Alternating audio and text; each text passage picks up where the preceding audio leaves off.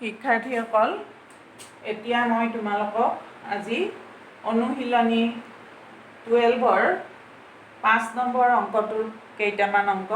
কৰি দিবলৈ ওলাইছোঁ। 1 নম্বৰ অংকটো আছে সৰল কৰা। এতিয়া সৰল কৰিলে কি হৈছে চোৱা তোমালোকে। সৰল কৰোঁতে আমাৰ কি হৈছে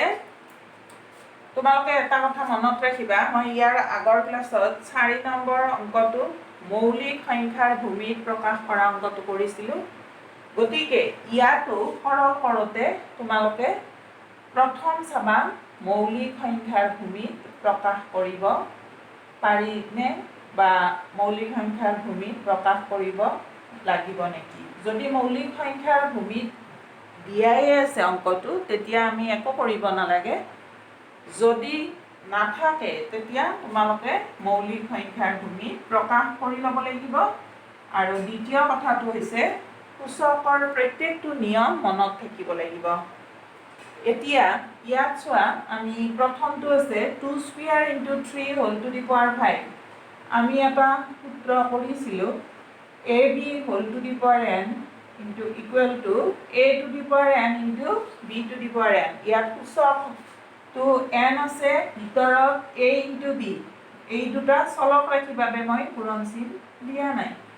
হ'লে কি হৈছে, যেতিয়া আমি বন্ধনীটো ভাঙি দিলোঁ, ভিতৰত থকা দুয়োটা ৰাশিতে সূচকটো থাকি যায়।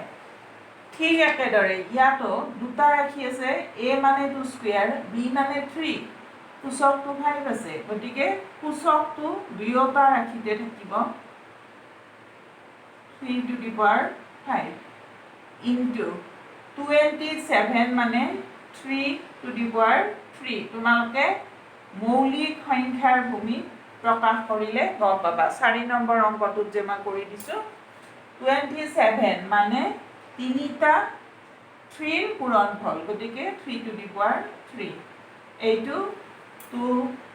কিউব হোল কিউব ইনটু 9 মানে 3 square whole to the power 5। এতিয়া তোমালোকে চোৱা, ভূমিবিলাক চব সকলোবোৰ ভূমি কি হ'ল, মৌলিক সংখ্যা হ'ল 2 3 3 2 3। এতিয়া আমি সূচকবোৰ কেলকুলেট কৰিম। এতিয়া আকৌ তোমালোকক মই এটা সূত্ৰ লিখি দিছিলোঁ, a to the power m whole to the power n is equal to a to the power m n, মানে a to the power m whole to the power n মানে a to the power m n, মানে এই সূচক দুটা পূৰণ হৈ যায়। গতিকে এই নিয়মতে 2 টু দি পাৱাৰ 2 ইনটু 5 মানে 2 টু দি পাৱাৰ 2 ইনটু 5 10 হ'ব,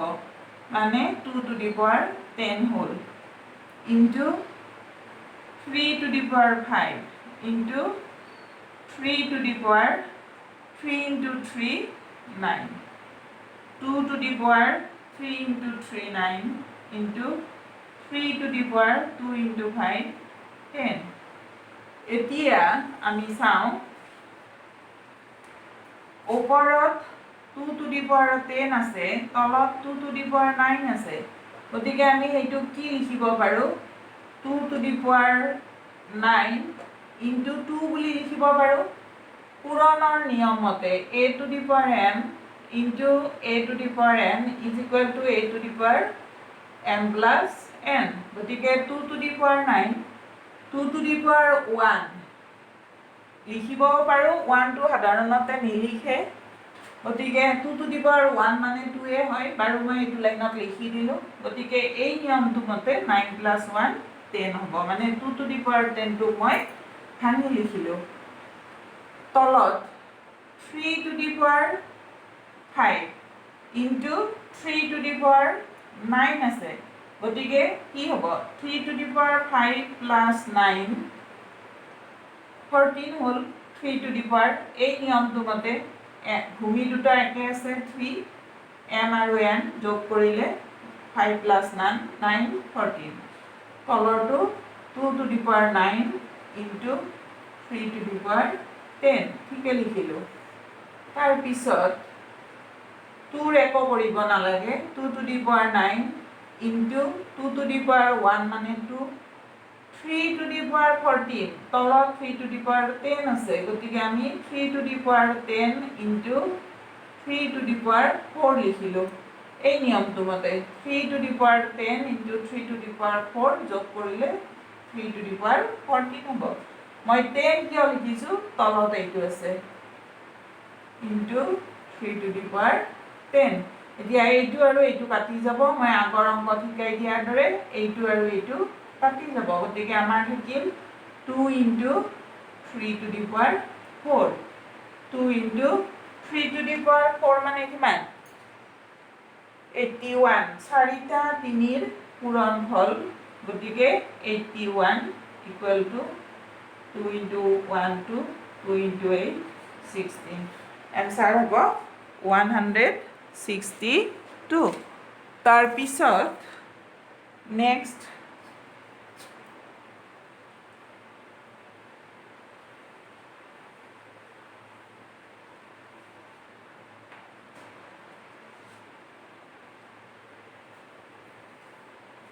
দুই নম্বৰ অংকটো কৰিছো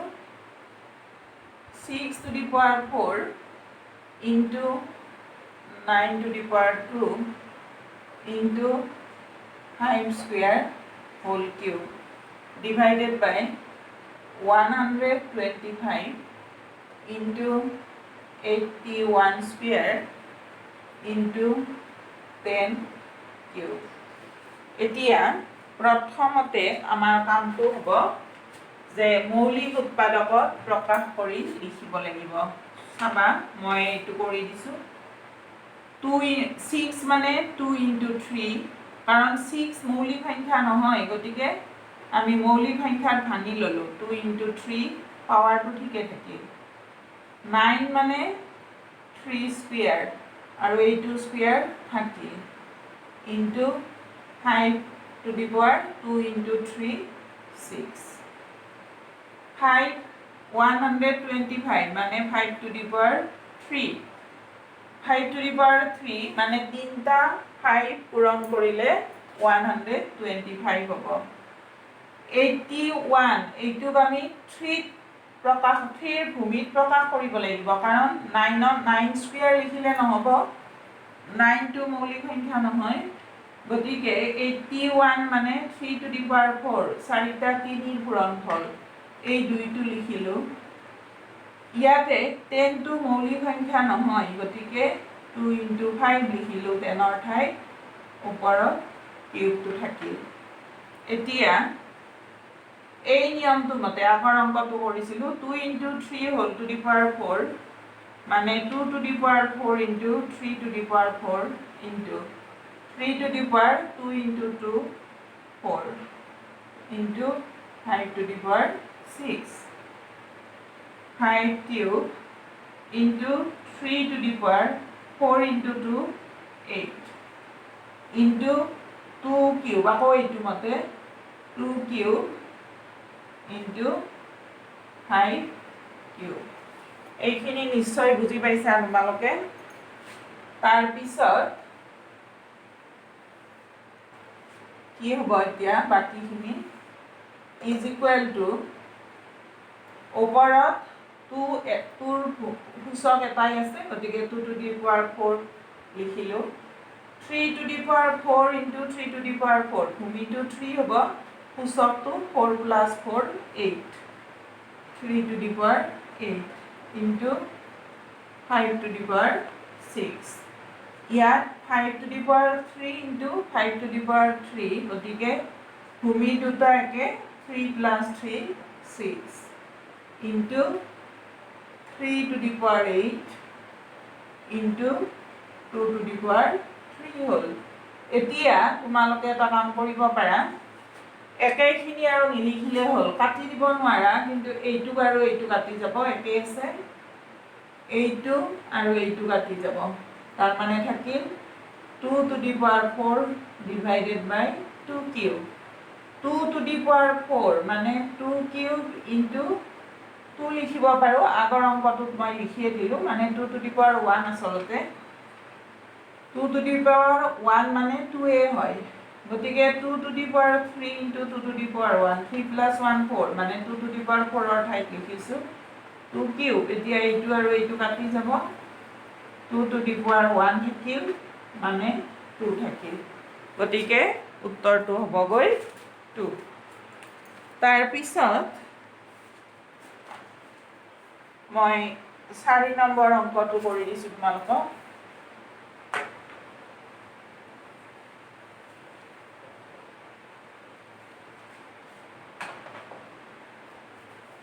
4 নম্বৰ অংকটো আছে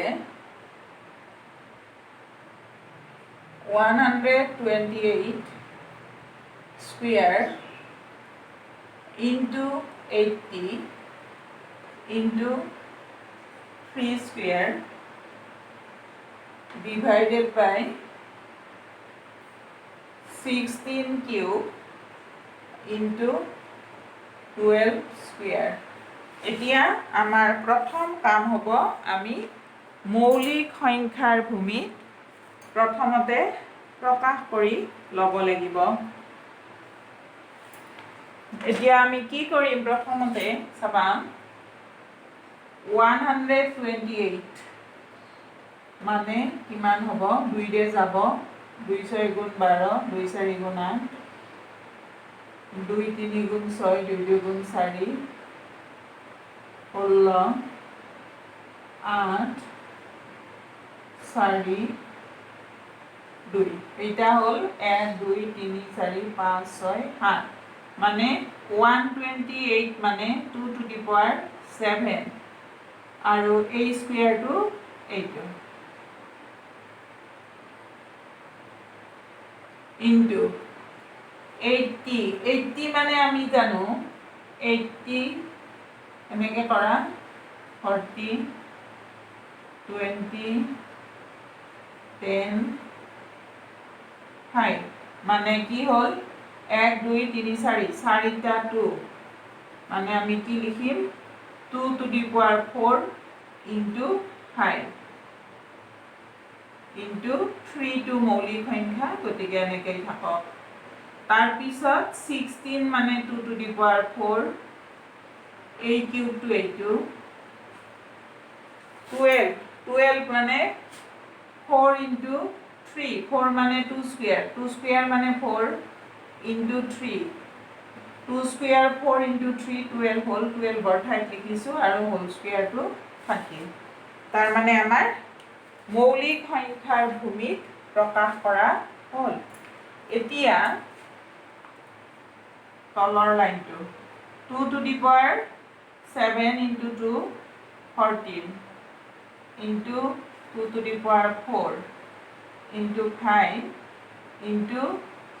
3 square তাৰ পিছত 2 to the power 4 into 3 12 into আগতে মই বুজাই দিছোঁ আগৰ অংককেইটা যে বন্ধনীৰ ভিতৰত থকা ৰাশিকেইটা গোটেই কেইটাতেই সূচকটো থাকিব বন্ধনী ভাঙিলে into 3 square এতিয়া ইয়াৰ পিছৰখিনি চাবা is equal to কি হল 2 to the power চাবা 2 to the power 14 into 2 to the power 4 মানে 2 to the power 14 plus 4 18 into 5 into 3 square তাৰ পিছত 2 to the power 12 into 2 to the power 2 into 2 4 into 3 square এতিয়া আমি চাওঁ তলত 2 to the power 12 into 2 to the power 4 মানে 2 to the power 16 hall 3 square টো থাকিল ওপৰত 2 to the power 18 টো 2 to the power 16 into 2 square লিখিলো বেস ভূমিটো বেস অর্থাৎ ভূমি একে আছে গতিকে 16 plus 2 18 into 5 into 3 square এতিয়া চোৱা এইটো আৰু এইটো কাটি যাব এইটো আৰু এইটো যাব আমাৰ থাকিল 2 square into 5 2 square মানে 4 into 5 is equal to 20 গতিকে এনসার হ'ব 20। তোমালোকে এনেদৰে বাকী অংককেইটাও কৰিবা আৰু দুবাৰমান নিয়মবোৰ ভালদৰে মনত ৰাখি অংককেইটা অভ্যাস কৰিবা, নহ'লে এইটো পাঠৰ অংককেইটাত অসুবিধা হ'ব। আৰু আন এটা কথা কি, ইয়াৰ পিছত আমি বীজগণিত পঢ়িম আৰু তেতিয়া কি হ'ব, এই সূচকৰ কথাখিনি বুজি নাপালে বীজগণিতৰ অংকবোৰ ভুল হ'ব। গতিকে তোমালোকে এইখিনি ভালদৰে কৰিবা। ধন্যবাদ।